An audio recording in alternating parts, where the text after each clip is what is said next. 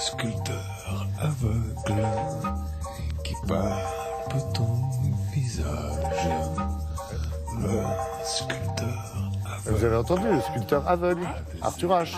J'entends. Hein, Ouais, c'est juste spécial dédicace. C'est parfait. Pour Mélanie qui nous emmène à Monaco dans un magnifique jardin, qui n'est autre que celui du casino, si j'ai bien Oui, alors retenu, celui-ci, non oui, c'est dans le jardin du casino, exactement. Monaco Sculpture, Laurent, c'est le rendez-vous.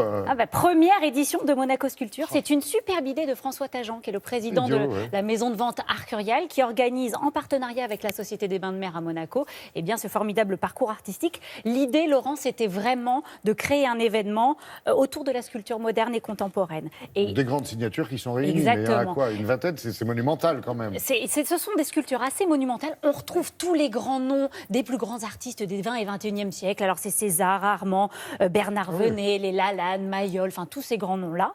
Et alors elles seront toutes vendues aux enchères, mais en attendant, vous allez pouvoir les découvrir au fil des jardins ou des lieux iconiques de la principauté. Arcurial les a disséminés un peu partout dans la ville. Et vous allez voir, nous avons rencontré Salomé Pierson, la chef de projet de Monaco Sculpture, qui nous fait une petite balade.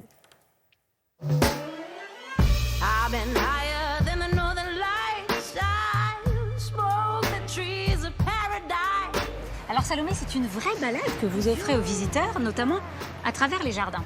Exactement, ici nous sommes au cœur de Monaco, donc dans les jardins du casino, et nous proposons des œuvres d'artistes iconiques. Notamment donc, des œuvres de Philippe Ikili. Qui travaille notamment sur le mouvement. Exactement, ces 3 girouettes représentent le corps féminin dans sa plus simple expression. Et elles dialoguent entre elles au gré du vent. Ces œuvres, elles bougent. Elles sont toutes en mouvement. Donc on a le corps féminin, le mouvement, mais aussi ce côté un peu humoristique avec lequel il aime jouer.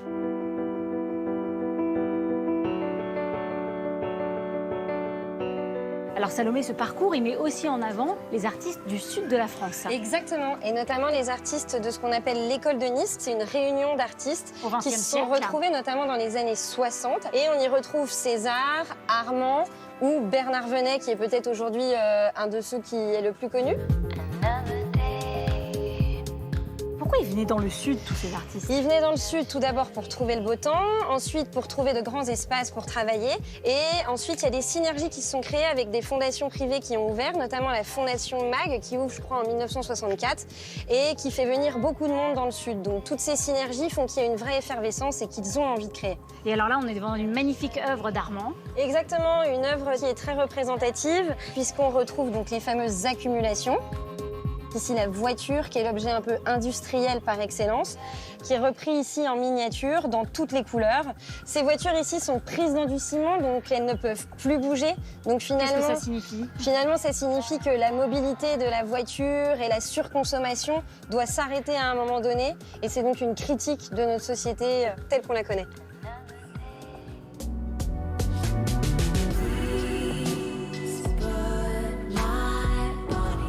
Dans ce parcours, il y a aussi des sculptures contemporaines.